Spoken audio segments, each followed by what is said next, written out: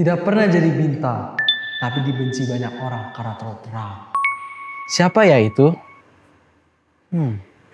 Kembali lagi di Cornerstone Connection. Itu jujur itu aku bingung loh, kayak bisa Tapi juga kalau ya misalnya di ternyata. zaman sekarang, pasti orang-orang berbondong-bondong. Bener banget kata kolam Manggas. udah kayak lautan manusia gak sih? Dan sekarang kan alat medis tuh Bahwa orang lumpuh ini sudah berulang kali datang ke kemana tuh? Kolam ke Bethesda. itu dia ya, kolam Bethesda. Jadi ke kolam Bethesda bahkan sudah berulang-ulang kali. Ya kan kalau orang lumpuh berarti yang gerak konsekuensi ataupun kebebasan memilih kita itu menentukan arah kehidupan kita. Kalau mau sembuh, ayo sini sama-sama. Tapi Yesus nggak bilang kalau kamu nggak ikut, kamu mati. Kan nggak gitu. Nggak bilang kayak gitu. Ya, jadi inilah mengapa dikatakan penting sekali untuk memilih pilihan yang tepat dan benar.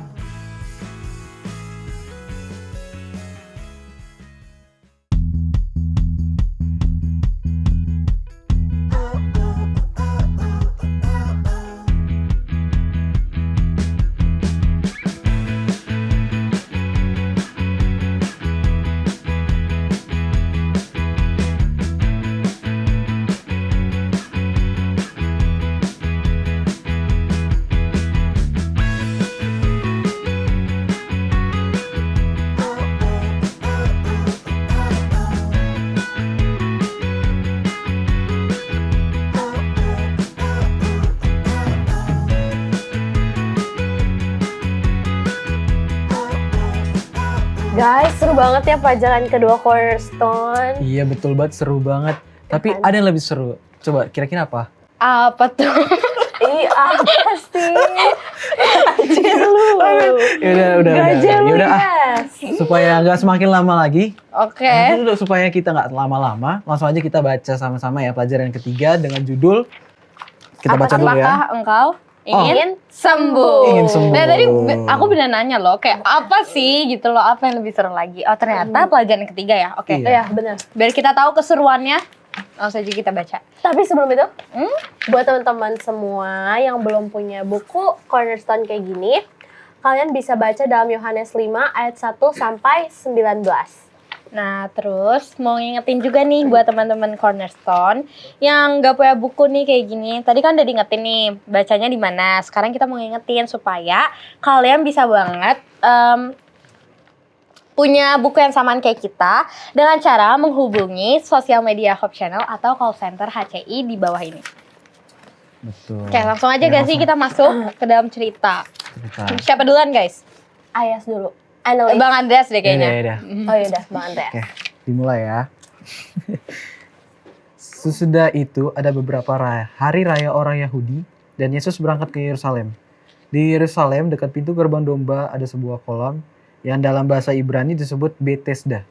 Ada 5 serambinya dan di serambi-serambi itu berbaring sejumlah besar orang sakit. Orang-orang buta, orang-orang timpang dan orang-orang lumpuh yang menantikan goncangan air kolam itu. Sebab sewaktu-waktu turun malaikat Tuhan ke kolam itu dan menggoncangkan air itu dan bilang barang siapa yang terdahulu masuk ke dalamnya sesudah goncang itu air itu menjadi sembuh apapun juga penyakitnya. Di situ ada seorang yang sudah 38 tahun lamanya sakit. Ketika Yesus melihat orang itu berbaring di situ dan karena ia tahu bahwa ia telah lama dalam keadaan itu berkatalah ia kepadanya, "Maukah engkau sembuh?" Jawab orang sakit itu kepadanya, Tuhan, tidak ada orang yang menurunkan aku ke dalam kolam itu apabila airnya mulai goncang. Dan sementara aku menuju ke kolam itu, orang lain sudah turun mendahului aku. Kata Yesus kepadanya, bangunlah, angkatlah tilammu dan berjalanlah. Dan pada saat itu juga sembuhlah orang itu, lalu ia mengangkat tilamnya dan berjalan. Tetapi hari itu hari Sabat. Karena itu orang-orang Yahudi berkata kepada orang yang baru sembuh itu, "Hari ini hari Sabat dan tidak boleh engkau memikul tilammu." Akan tetapi ia menjawab mereka, orang yang telah menyembuhkan aku, dia yang mengatakan kepadaku, angkatlah tilammu dan berjalanlah. Mereka bertanya kepadanya, siapakah orang itu yang berkata kepadamu, angkatlah tilammu dan berjalanlah? Tetapi orang yang baru sembuh itu tidak tahu siapa orang itu, sebab Yesus telah menghilangkan ke tengah-tengah orang banyak di tempat itu. Kemudian Yesus bertemu dengan dia dalam bait Allah lalu berkata kepadanya, engkau telah sembuh, jangan berbuat dosa lagi, supaya padamu jangan terjadi yang lebih buruk.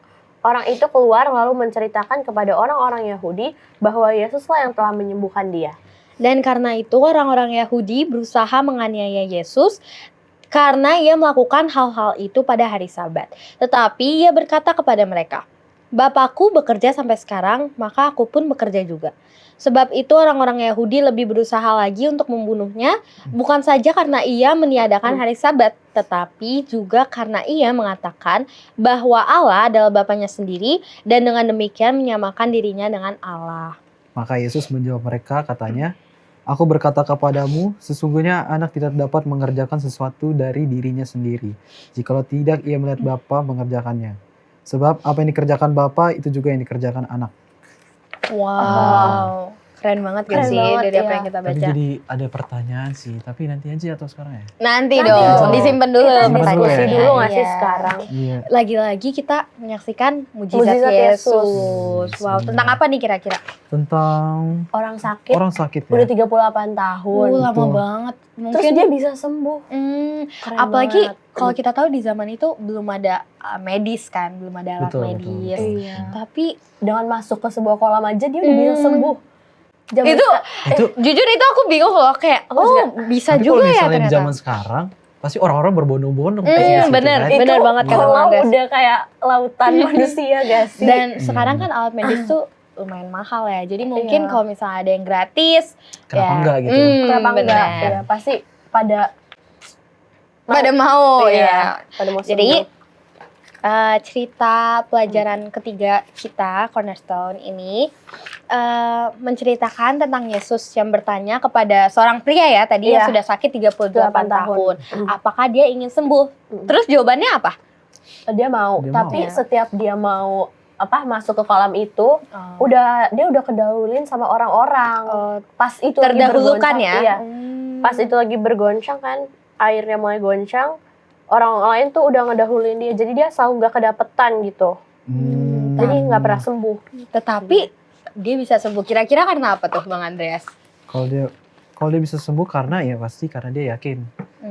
Karena Yesus ya suruh, yang menyuruh iya, dia Yesus angkat yang tilam menyuruh dan dan berjalan. berjalanlah. Dan ternyata itu Iya. works. Udah pasti kalau Hmm. apa yang Yesus katakan udah pasti. Iya sih, tapi Terjadi. ya, Iya. tapi ya nggak tahu ya. Ternyata ada juga yang mencela Yesus ya. Benar. Oh iya, Orang-orang, benar. iya. Siapa? Orang Yahudi. Orang Yahudi. Benar. Karena hari Sabat Karena hari katanya. Sabat. Padahal ya kalau misalnya hari Sabat ya, untuk melayani. Iya, kan. Kita kalau bisa melayani. membantu ya kenapa enggak Kenapa juga enggak? kan. Betul. Wah, oke, jadi mengerti banget kan. Kita udah Iya, diskusi panjang nih. Nah, jadi sekarang kita masuk ke dalam segmen apa Bang Andres? Oke, sekarang kita bakal masuk ke segmen Apakah kamu tahu? Apakah kamu tahu? Dalam Yohanes 5 ayat 1 disebutkan bahwa Yesus berada di Yerusalem untuk menghadiri hari raya orang Yahudi.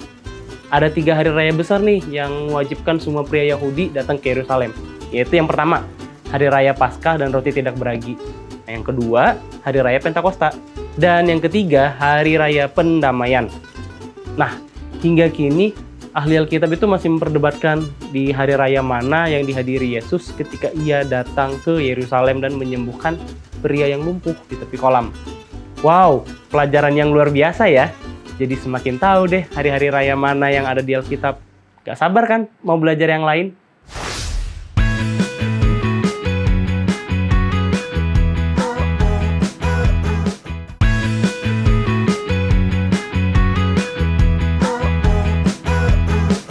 Halo, kembali lagi di Cornerstone Connection. Program ini hadir untuk membimbing kamu mempelajari Alkitab lebih dalam lagi Bersama pendeta Andreas Tambuna. Shalom pendeta. Shalom, pendeta. Pendeta. Semua. Gimana hari ini? Luar biasa. Aman, luar Aman, iya, luar biasa. luar biasa. Begitu. Kalau pendeta gimana kabarnya? Kabarnya fantastik. Wah. Oh, fantastic. Coca-Cola keren stick. ini. boleh, boleh. Nah, jadi Pak apa? Pendeta, kita kan tadi udah baca bareng-bareng nih mengenai pelajaran ketiga kita ini. Kita udah review tanpa pendeta ya. Bener, kita Oh, udah bukan pendeta baru masuk. Iya. kita udah mempelajari tentang apakah engkau ingin sembuh? Ya itu judulnya ya. Iya. Iya. Siapa nih yang mau bacain ayat inti sebelum kita masuk ke pertanyaan nih pendeta? Cap, cip, cup. Janganlah, harus ada Aduh, Ya. Bang Andrea. volunteer lah, Oh, volunteer. Aku boleh gak? oke, Oh, iya. boleh banget Boleh, deh, boleh Ren. banget. Ayat inti kita terdapat dalam Yohanes 5 ayat 6 dan 8. Ketika Yesus melihat orang itu berbaring di situ dan karena ia tahu bahwa ia telah lama dalam keadaan itu, berkatalah ia kepadanya, "Maukah engkau sembuh?" Kata Yesus kepadanya, "Bangunlah, angkatlah tilammu dan berjalanlah." Oh, tetap amazing ya kayak yang Iya. tadi. Nah, siapa nih yang mau bertanya duluan? Tadi kan udah kalian duluan ya tadi. Bang Andreas. Oke, Ya, Bang sekarang Andreas. Bang Andreas juga mau volunteer. Oke, Boleh. jadi pertanyaannya itu Bapen, kan dalam bacaan kita tadi, ada di situ dibilang Yesus bertanya, maukah engkau sembuh? Jadi pertanyaannya ini, kenapa Yesus menanyakan hal tersebut? Kan kalau secara logika kan orang sakit pasti pengen sembuh kan. Nah, jadi kenapa itu Bapen? Kenapa Yesus bertanya seperti itu? Oke, mau tahu jawabannya? Jadi begini. Kan Mau banget, pendeta. Mau tahu jawabannya? Mau. Pasti mau tahu jawabannya. Ya, jadi dalam pembahasan kita di pelajaran yang ketiga itu kan menceritakan tentang orang yang sudah lama lumpuh. Berapa lama itu ya? 38 tahun. 38 pendeta. tahun. Umur kalian berapa sekarang nih? 15. 16. 16, 17. 17. Berurutan ya, berurutan. Oh iya, berurutan pendeta. Berurutan, iya. Oh, jangan gitu dong ya, kalau pendeta jauh sama kalian, memang agak jauh ya. Ya, tapi kalau melihat daripada pembahasan kita 38 tahun yang sudah cukup lama, ya kan, bahkan usia sampai sekarang ini aja kita rasanya kayak masih banyak males-malesnya gitu rasanya ya. Bener banget pendeta. Kayak aduh mau gerak aja udah kayaknya sulit banget rasanya. Relate sama pendeta ya? Oh, pendeta ini. Ya, tapi bicara tentang pelajaran kita bahwa orang lumpuh ini yang sudah lama dan butuh satu harapan atau mukjizat, bahkan di dalam kisahnya pun juga dijelaskan bahwa orang lumpuh ini sudah berulang kali datang ke kemana tuh? Kolam Ke Bethesda. itu dia Kolam ya, Bethesda. kolam Bethesda. Jadi ke kolam Bethesda bahkan sudah berulang-ulang kali, ya kan kalau orang lumpuh berarti yang gerak Badannya doang. Badan- pendeta. badan dan Iya. kaki. Tangan. Tangan. Kakinya ya. nggak bisa. Kaki nggak bisa ya, jadi hanya badan dan tangan. Jadi kalau misal orang pernah lihat gak orang yang berangkat tapi cuma pakai tangan aja, Kalau manjat ya? manjat. Tapi kalau misal orang yang berangkat tapi cuma pakai tangan, Gak pernah. Bang Aku Andreas. nggak pernah pernah. lihat ya. Bang Andreas. Screenshot itu. Nah, tapi maksudnya seperti ini. Kalau orang yang sudah jalan, kalau pakai kaki masih oke lah gitu ya. Tapi kalau pakai tangan dengan tenaga yang cukup banyak, bahkan dikatakan bukan hanya tangan yang jadi bebannya. Bebannya itu seluruh tubuhnya. Dan dia harus pergi ke kolam. Pada saat dia berlomba, lebih cepat mana? Orang jalan pakai tangan atau jalan pakai kaki? Jangan pakai kepala pendeta. Evidence ya Jangan jadinya. pakai kaki pendeta. Iya, pasti. jadi jalan pakai kaki lebih cepat. Maka dia setiap kali mau berjalan ke kolam itu, kan selalu dibilang kan, bahwa setiap kali kolam itu akan bergetar airnya, maka ada kesembuhan di sana. Orang percaya seperti itu. Maka pada saat dia berlomba datang ke sana, sudah kena senggol, sudah kena tendang gitu ya. Kena tendang. Jadi rasanya nggak mungkin dia punya kesempatan untuk datang ke situ. Maka dia buatlah satu tempat yang tidak jauh dari kolam, ya, tidak jauh dari kolam, sebuah tikar untuk dia bisa istirahat di sana. Lalu pada saat dia sudah buat di sana tikar untuk dapat istirahat dan berulang-ulang kali dia coba dan nggak berhasil, ya, maka datanglah tadi pertanyaannya kan, kenapa Yesus datang?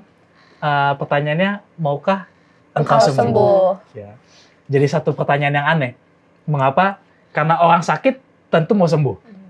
Ya, orang sakit mau sembuh. Tapi entah mengapa Yesus ingin meyakinkan orang lumpuh ini bahwa kesembuhan itu bukan di sana loh, gitu. Kesembuhan itu bukan yang orang-orang lain kejar seperti itu loh. Terkadang, ya ini kita mau buat ke analoginya. Terkadang FOMO, ini dia nih ya. Oh iya, Kalau Bener melihat banget FOMO, pendeta. rasanya kayak, iya nih tren-tren sekarang ini yang paling benar gitu ya, paling benar. Padahal ternyata semuanya nggak seperti itu. Ya, ternyata semuanya nggak seperti itu. Nggak semua yang ada kumpulan banyak gitu ya, orang berkumpul berbondong-bondong ke sana, bukan berarti itu satu kebenaran. Tapi justru datang kepada orang-orang yang datang kepada Yesus kan nggak begitu banyak. Ya, hanya sedikit. Malah justru di cerita ini Yesus sendiri yang datang kepada orang sakit. Maka pada saat itulah Yesus menawarkan kepada orang lumpuh itu, maukah engkau sembuh? Reaksi daripada orang yang sakit ini awalnya pengen, mau dong, pasti mau. Tapi dia akhirnya berpikir lagi, aduh, kayaknya kalau misalnya mau sembuh, lalu yang dipikirkan, mungkin orang ini akan bawa saya ke kolam itu, digotong. Tapi akan lama gak sih kalau misalnya nunggu lagi seperti itu? Bukan hanya lama, akan kalah gak sih sama yang lain? Karena kan orang di kolam itu kan mereka lompat loh, bayangin. Mereka lari, mereka dorong-dorongan, lompat ke kolam. Ya. Jadi bukannya minum air itu enggak, tapi lompat ke kolam. Ya. Pernah lihat anak-anak kecil yang kalau lompat ke kolam, kan rusuh banget ya biasanya kan? Rusuh banget. Nah kejadiannya kayak gitu kejadiannya. Jadi itulah mengapa Yesus menawarkan kepada orang sakit itu, orang yang lumpuh itu, bahwa ada satu harapan lagi yang bisa dia dapatkan bukan dari kolam itu, tapi dari Yesus Kristus sendiri. Nah, mungkin seperti itu untuk Menjawab gak Bang jawabnya. Andres? Terjawab ya? Terjawab. Terjawab. Jadinya saya jadi tahu. Jadi tempe. tahu, bahkan tempe. Jadi tahu. Next, siapa yang mau nanya nih? Aku boleh nggak? Oke, boleh banget. Boleh. Pertanyaan aku, apakah yang diajarkan oleh cerita ini kepada kita mengenai kebebasan untuk memilih dan konsekuensi akan pilihan kita tuh apa sih, Pak Pendeta? Iya, jadi di dalam cerita ini juga ditanya tentang kebebasan memilih, ya kan? Kira-kira ada gak sih kesempatan bagi si orang lumpuh ini kesempatan untuk nolak? Lebih chance-nya lebih ada. banyak nolak atau lebih akan terima? Terima pendeta pasti. Akan terima. Akan terima. Tapi coba kita lihat lagi. Ya, coba kita lihat lagi. Kalau kita lihat bagaimana perjuangan yang sudah dilakukan oleh orang lumpuh ini, pasti akan hopeless dong. Pasrah ya pendeta. Pasrah ya. dong. Ya. Dia akan merasa bahwa bersyukur nih ada orang yang mau bantu dia ke kolam itu. Tapi ingat bahwa kayaknya nggak semua manusia ya punya rasa ingin mau bantu sesamanya. Lihat ya, kalau misalnya kalian lagi dalam masa-masa terpuruk nih, lagi masa-masa yang paling, misalnya istilahnya kalau sekarang bilangnya dark ages, gitu ya, lagi masa-masa kelamnya kalian, kira-kira ada gak yang mau bantu kalian? Mungkin jarang gitu ya, jarang ada. Nah inilah mengapa dikatakan bahwa konsekuensi ataupun kebebasan memilih kita itu menentukan arah kehidupan kita. Jika kan Yesus nggak maksa, ayo mau sembuh gak ikut aku, nggak gitu kan? Malah Yesus nanya, mau sembuh? Nah kan kayak gitu ya, mau sembuh? Ayo kalau mau sembuh gitu. Jadi inilah mengapa pentingnya juga bagi kita menyadari bahwa Yesus itu nggak maksa kita kok untuk ikut dia, tapi justru Yesus menawarkan kalau mau sembuh ikut aku, ya kan? Kalau mau sembuh, ayo sini sama-sama. Tapi Yesus nggak bilang kalau kamu nggak ikut kamu mati, kan nggak gitu. Nggak bilang kayak gitu. Ya, jadi inilah mengapa dikatakan penting sekali untuk memilih pilihan yang tepat dan benar. Ya, jadi bukan hanya tepat, tapi juga harus benar juga. Mungkin itu. Terjawab banget. Oke. Jadi tahu. Ngikutin nih FOMO pendeta. Oke, tiba saatnya aku nih pertanyaan bertanya. terakhir. Oke. Aku mau nanya nih pendeta. Apa yang diajarkan oleh cerita ini kepada kita mengenai kepedulian kepada kebutuhan orang lain, pendeta? Oke, ya. Apa yang diajarkan di cerita ini tentang kebutuhan orang lain? Ya. Kalau misalnya ada orang yang butuh tumpangan, kira-kira apa yang kalian kasih? Tumpangan, ya kan? Kalau orang lagi lapar, kalian kasih apa? Makanan, ya kan? Semuanya sesuai dengan kebutuhannya masing-masing. Ya. Jadi penting sekali untuk kita lihat apa sih orang itu butuhin. Terkadang kan kalau istilahnya selalu kasih sesuatu tidak tepat sasaran. Kayak contohnya nih, yang di sini orang lapar belum makan 1 hari. Orang sebelah sini orang nggak makan udah 3 hari sampai 5 hari. Nah kira-kira yang mana mau kita kasih? 5 hari. Yang 5 Pasti hari. udah 5 hari dong, Iya. ya kan? Kenapa? Karena ini lebih butuhkan. Nah inilah mengapa dikatakan butuh pentingnya kita untuk dapat scanning, ya apa ya istilahnya ya, kita dapat melihat situasi dengan sebaik mungkin. Kenapa? Karena setiap kali kita membantu orang sama seperti kita menyambut malaikat. Itu Oke, dia. terima kasih Terima pendeta kasih, sudah Pak menjawab. Pendeta. Aku jadi tahu. Bukan tempe ya. Iya. Tahu ketiga pendeta. Oh, Sama-sama. terima kasih pendeta sudah terjawab banget ya Bang Andreas dan Kita lain dan satu-satu. benar banget. Dan kita makin tahu. Gak ada yang tempe kan? Nggak ada. Oke, sekarang kita akan masuk ke segmen Apa Pendapatmu?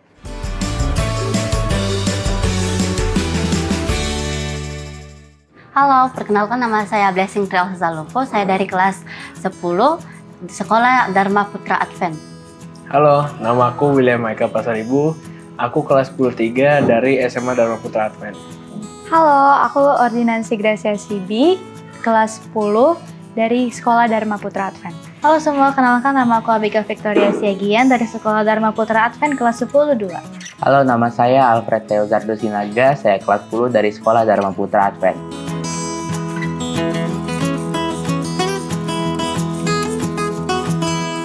Saya pernah menyepelekan atau tidak mau mengerjakan tugas, jadi konsekuensi yang saya dapat yaitu mendapat hukuman dari guru dan nilai saya jelek. Kalau salah dalam ambil keputusan, pasti aku pernah. Dan konsekuensi yang paling parah itu pas aku pergi diem-diem dari orang tuaku. Jadi aku lagi di acara pernikahan, aku pergi tapi tanpa bilang orang tua. Lalu orang tuaku tiba-tiba panik dan marah pas ketemu aku.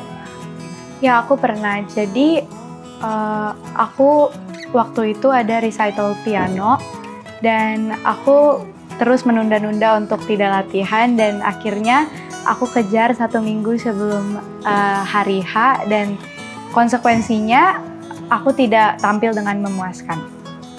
Aku pernah salah ambil keputusan waktu itu aku lagi mau ujian, terus itu waktunya ada panjang banget waktu aku lagi libur. Cuman karena aku lagi males, jadi aku nggak belajar. Jadi akhirnya aku belajar 1 malam, terus dimarahin sama ortu juga. Jadi ujiannya nggak maksimal. Pernah, jadi saya pernah ingin tetap ngeyel untuk pergi ke sekolah buat bermain futsal karena saya ingin sangat bermain, namun dalam pertengahan permainan saya cedera. Dan saya menyesal karena saya tidak mendengar saran dari orang tua saya.